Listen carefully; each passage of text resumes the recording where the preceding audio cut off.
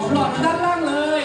และอาหารของน้องจัมโบ้นะเป็นผลไม้สุกๆทุกชนิดเลยครับไม่ว่าจะเป็นกล้วยองุ่นหรือมะละกอจัมโบ้ช่วยมาเลยครับทางด้านนี้เลยนะฮะโชว์ตัวใกล้ๆต้องชมเลยครับมาเลยครับผมยังไม่พร้อมนะครับผมจัมโบ้พร้อมแล้วเชิญเลยครับมาโชว์ลีลาการจับอาหารชิ้นนี้ครับผมนะฮะนี่จำที่ทางด้านบนเลยครับนี่โชว์ลีลาการบินไม่ธรรมดามากแล้วตัวให้ปากสีเหลืองที่ใหญ่โตแต่สามารถใช้งานได้อย่างคล่องแคล่วและเข้าว่องไวมากๆเลยครับผมสำหรับนกเงือกกาหางนะครับเอาล่ะวันนี้เทสบิวขอบพยาชิ้นนี้ครับผม one two three yeah that's very easy จะบอก will to show you how to catch this food in the air จับหางชิ้นนี้กลางอากาศสูงๆนะครับโอเค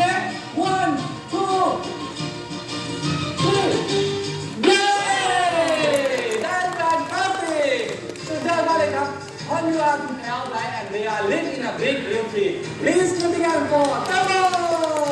Thank you for your support Thank you ครับผมนี่คือน้องเลือกกาหางครับ